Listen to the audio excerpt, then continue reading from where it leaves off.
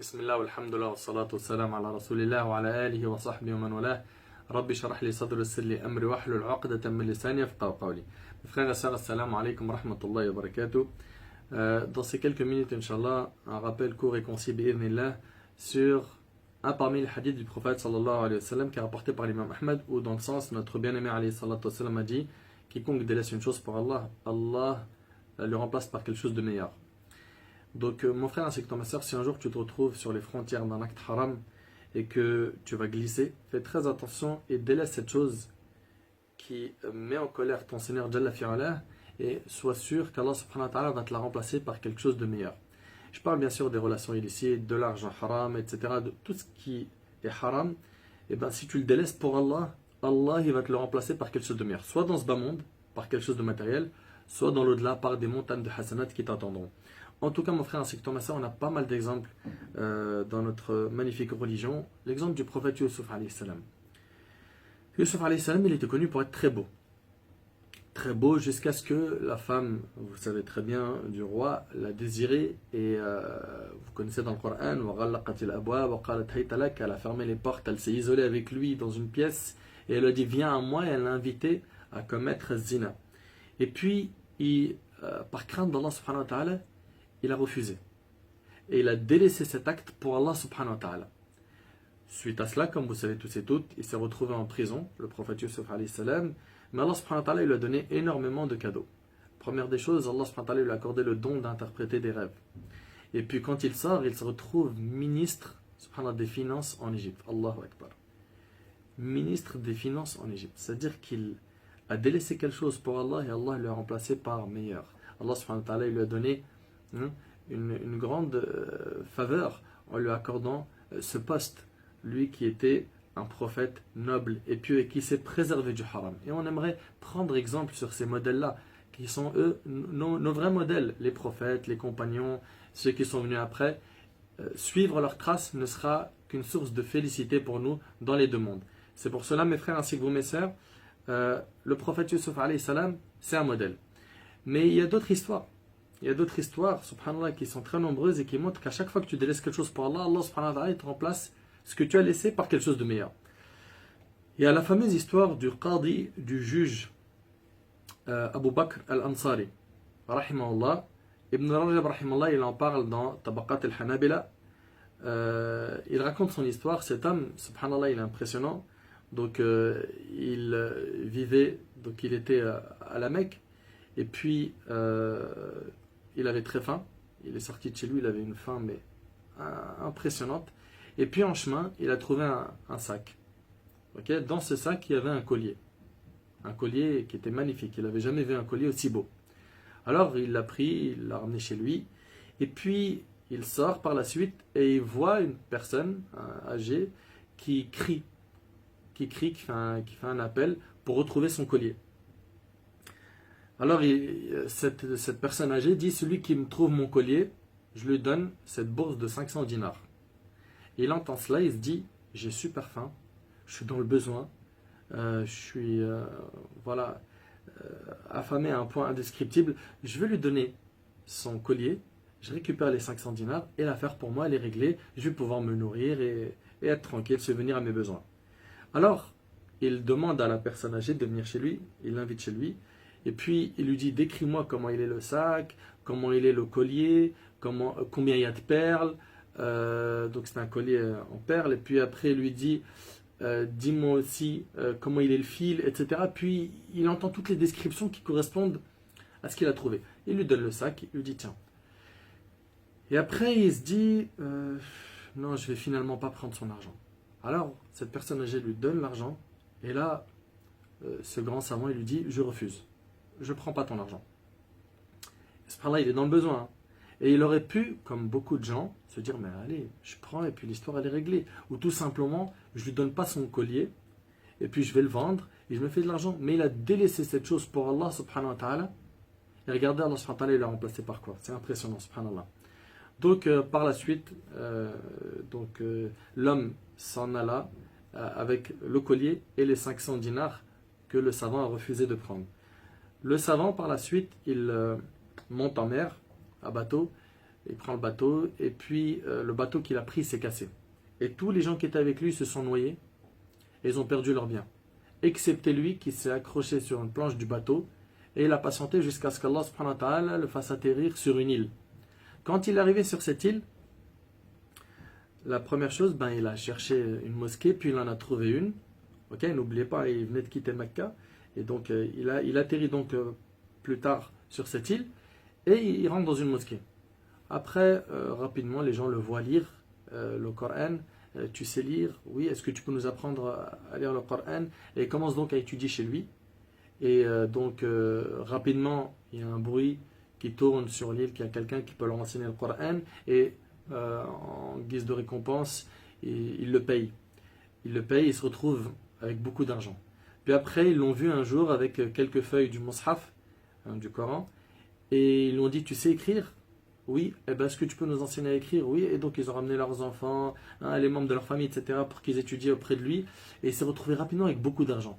Puis après, ils lui ont dit, on a une jeune fille, une orpheline. Son père, donc, il est décédé. Et on veut que tu te maries avec elle.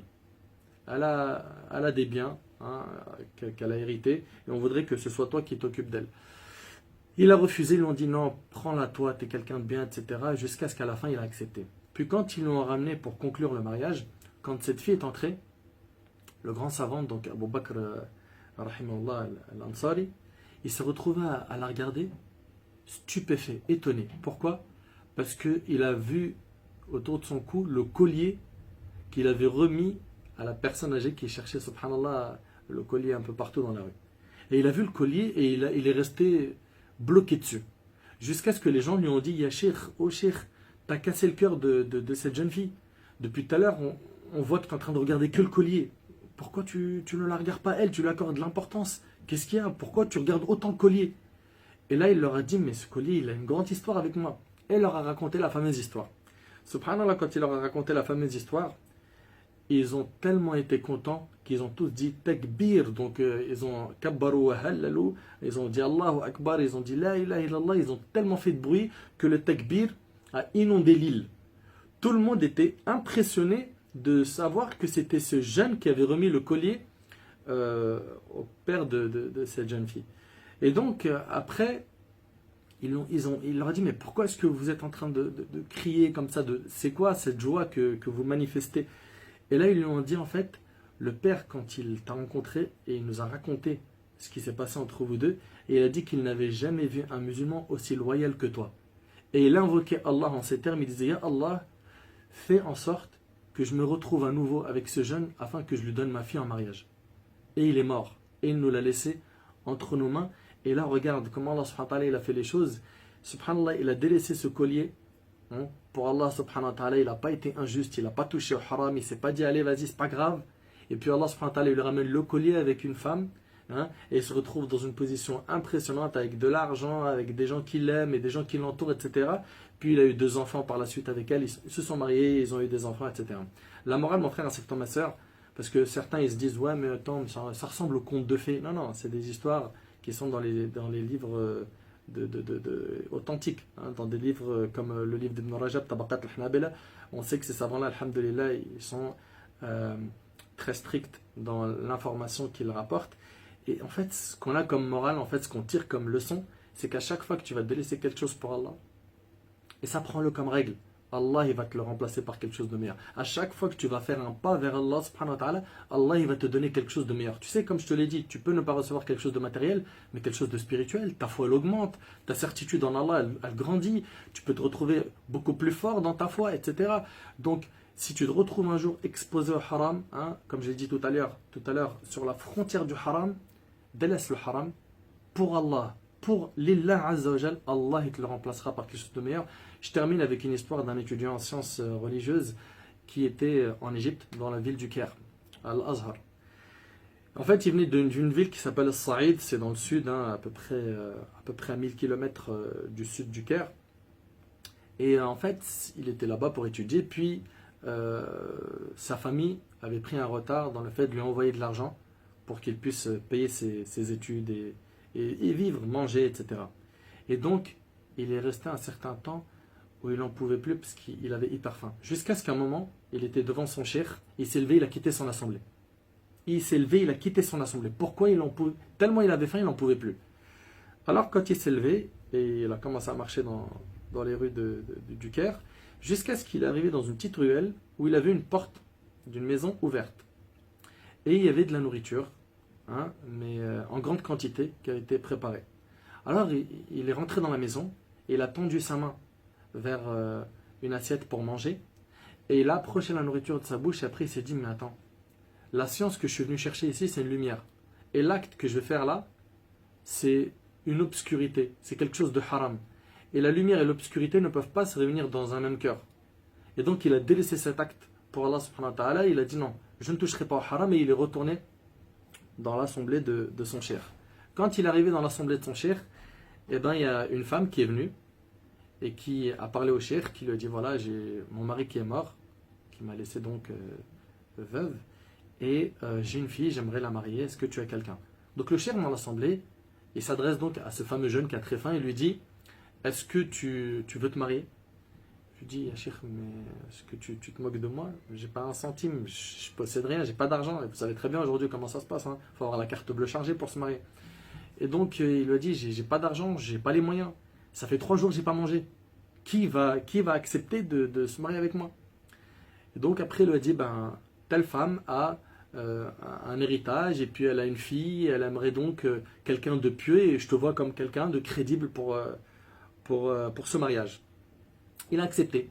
Donc l'imam il se lève, les personnes présentes, cette femme et le jeune, l'étudiant en sciences. Ils partent tous donc pour le mariage, subhanallah. C'était simple à l'époque, subhanallah. Et puis ils arrivent où? Dans la fameuse maison, la maison qu'il avait laissée il y a quelques minutes, où il était rentré, où il a failli prendre de la nourriture et en manger. Donc il se retrouve à rentrer dans cet appartement, le même qu'il a délaissé il y a quelques minutes, et puis d'un seul coup on lui ramène à manger et il pleure. Et là le cheikh il lui dit qu'est-ce qu'il y a, pourquoi tu pleures? Est-ce qu'on t'a forcé à faire quelque chose? On t'a mis une pression pour le mariage? Tu veux faire marche arrière? Dis-nous. Il dit non ya cheikh, mais simplement il y a quelques minutes je suis rentré dans cet appartement et je voulais en manger de la nourriture qu'ils avaient. Et je me suis souvenu d'Allah et j'ai délaissé cette chose pour Allah, et Allah il me l'a remplacé par meilleur. Allah il m'a ramené dans cet appartement pour que je vive avec la sœur, la jeune fille et sa mère, et que je mange et que je sois dans une richesse complète. Et il a dit c'est ça, c'est ce geste d'Allah qui m'a profondément touché. Et rappelez-vous, c'est pas comme ça que le prophète il a prononcé le hadith, mais la règle qui en ressort c'est ça, c'est que celui qui délaisse quelque chose pour Allah, Allah la lui remplace par une chose meilleure. Donc mon frère, toi qui es attaché à du haram, à des relations illicites, que ce soit avec des femmes ou toi ma soeur avec des hommes, toi qui es attaché à de l'argent sale, toi qui es dans le bise illicite, etc., délaisse ces choses pour Allah, Allah va te les remplacer par quelque chose de meilleur. Et ça c'est un yaqin, c'est une certitude que tu dois avoir. Ne te dis pas oui mais qui me dit? Attends, c'est pas comme ça. Allah on le teste pas, Allah on ne l'essaye pas. Allah quand on l'adore c'est toujours avec certitude. Donc fais les pas vers Allah subhanahu wa ta'ala et tu verras à quel point il va t'inonder de bienfaits ici-bas et dans l'au-delà, ne serait-ce que par l'iman, que tu goûtes à la foi et que tu sois apaisé intérieurement. Ça n'a pas de prix. Qu'Allah subhanahu wa ta'ala fasse qu'on délaisse à chaque fois ce qui est haram pour ce qui est aimé auprès d'Allah subhanahu wa ta'ala. أسأل الله سبحانه وتعالى أن ينفعني بما قلت وأن ينفعكم بما سمعتم. هذا ما أعلم الله عز وجل أعلى وأعلم. سبحانك اللهم وبحمدك أشهد أن لا إله إلا أنت أستغفرك وأتوب إليك. جزاكم الله خير والسلام عليكم ورحمة الله وبركاته.